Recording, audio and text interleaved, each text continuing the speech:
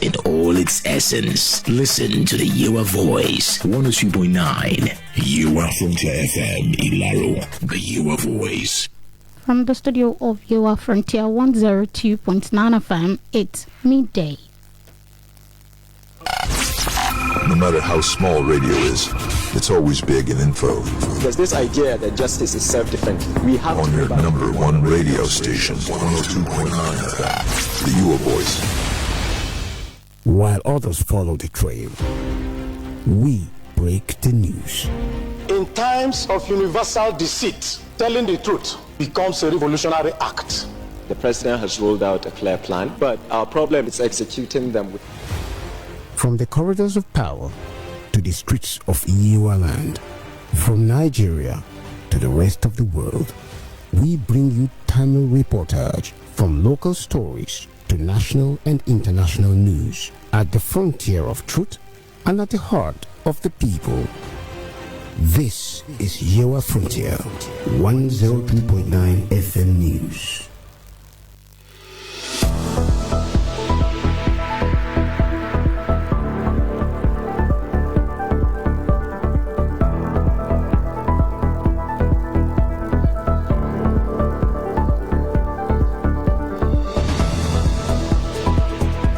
Good afternoon.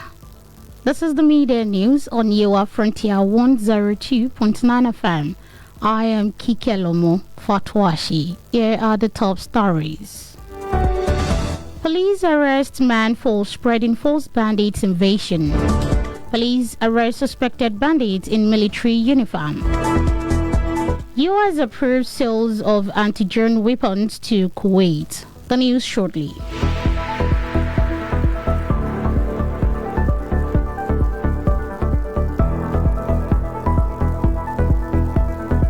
And now the news in full. The police command in Osun State has arrested a 22-year-old man for allegedly spreading false information about a bandits invasion in the state. This is contained in a statement issued yesterday in Osogbo by the command spokesperson DSP Abiodun Ojelabi. Ojelabi said the suspect was apprehended for disseminating misleading content on social media, an offense contrary to Section 24 of the Cybercrimes Act 2015 and other relevant laws. According to him, the suspect published a video via his Facebook account on Monday, forcefully claiming that bandits had invaded the state. The Federal Capital Territory Police Command has arrested 3 suspected kidnappers dressed in military camouflage. The police arrested other suspects linked to kidnapping, culpable homicide, armed robbery, and supply of ammunition to terrorists and bandits in a series of intelligence-led operations across Abuja and neighboring states. The Commissioner of Police FCT Command CP Ahmed Sanusi disclosed this yesterday while parading suspects at the command headquarters in Abuja. Sanusi revealed that the command launched an investigation after videos surfaced on social media showing 4 unidentified men openly displaying AK-47 rifles, ammunition, and walkie-talkie while dressed in military camouflage. The Kaduna State Police Command has rescued 3 kidnapped victims who spent more than 40 days in captivity and arrested 5 suspected informants linked to a kidnapping syndicate. The command's public relations officer, DSP Mansi Hassan, disclosed this in a statement issued today in Kaduna. Hassan said the rescue operations was carried out by a joint security team led by personnel from Funshi Kada in collaboration with the divisional police officer in Honkuye. According to him, our operation follows sustained intelligence gathering, strategic surveillance, and coordinated security effort that led operatives to a suspected bandits' hideouts.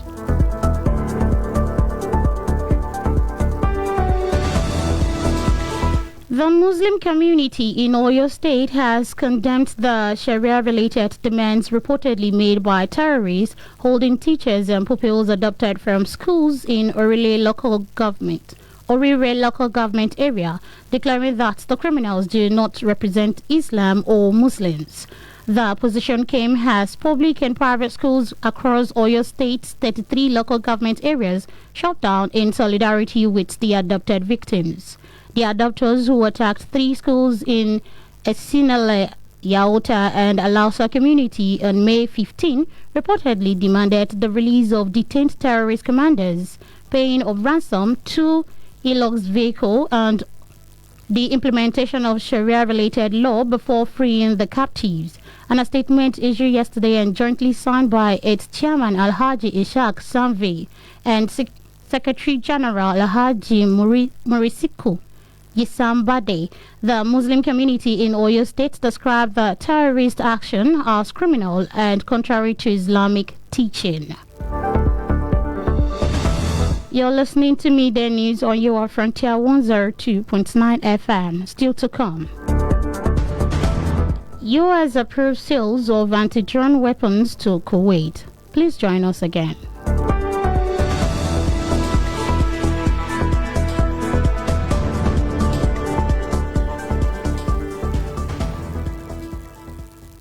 Every business deserves publicity, and that's why we're here to give your business the voice. You are Frontier 102.9 FM. For adverts and sponsorships, kindly call 0911 0000 118 0911 0000 118. You are Frontier 102.9 FM, the voice of you are.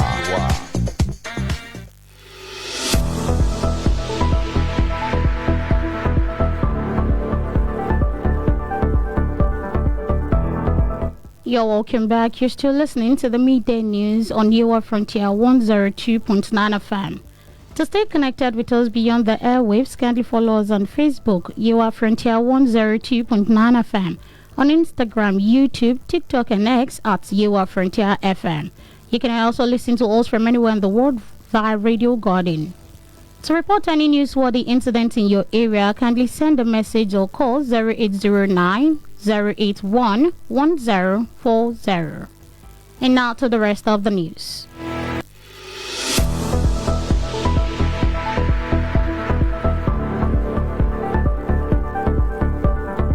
Former Sport Minister Solomon Danlog has accused the Bola Tinubu-led administration of lacking the political will to confront Nigerians' worsening insecurity, saying the government is more focused on 2027 politics than protecting lives lost to terrorism and kidnappings.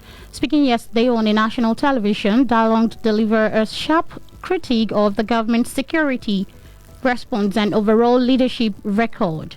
He dismissed the information minister's recent call for unity against terrorism, calling it a sign of deeper failure. Danlog also said the security architecture was fragmented, with agencies working in silos rather than a coordinated force. A senatorial aspirant under the platform of the Nigerian Democratic Congress (NDC), Ayozuwa Agboniyewa, has accused the national leader of the party, Sirake Dixon, of imposing candidates. Agboniyewa made this allegation yesterday during an interview on a national television. According to the aggrieved aspirant, he won the senatorial ticket, but Dixon is planning to give it to another person. Now to the foreign scene.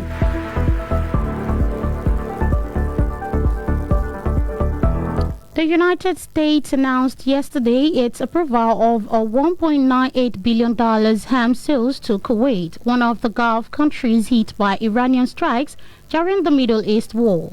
In a statement, the U.S. State Department said it would allow purchases of counter-drone technology from defense company Anduril, which was founded by a supporter of President Donald Trump. Earlier this week, Kuwait officials condemned Iranian aggression when a drone strike on its international airport killed 1 person and injured 63 others. The attacks came despite the April 8 ceasefire that paused the war, spiked by the February 28 U.S.-Israeli bombing of Iran, and has largely held despite sporadic exchanges of fire. And lastly, the sport news. Arsenal have been identified as the only realistic option for Atletico Madrid striker Julian Alvarez this summer. The Argentina international, however, is not considering a move to the Premier League North London club. Meanwhile, he has been linked with both Arsenal and Barcelona in the transfer window. Barcelona's opening bid of €86.4 million was rejected by Atletico Madrid, with the situation at a standstill between both La Liga clubs. And with our sport news, we end this edition of Midday News on your Frontier 102.9 FM. But before we go, a quick reminder of our top stories. We inform you about the police command in Osun State, which has arrested a 22-year-old man for allegedly spreading false information about the bandit invasion of the state. We also inform you about the Federal Capital Territory Police Command, which has also arrested 3 suspected kidnappers dressed in military camouflage. On a foreign scene, we inform you that the United States announced yesterday its approval of a $1.98 billion arms sales to Kuwait, one of the Gulf countries hit by Iranian strikes during the Middle East war.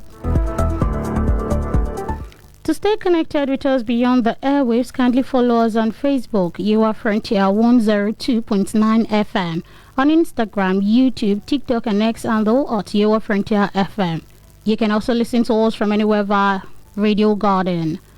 To report any newsworthy incident in your area, kindly send a message or call 0809 081 1040. And that's the Midday News on Your Frontier 102.9 FM, as edited by Peter Olanio.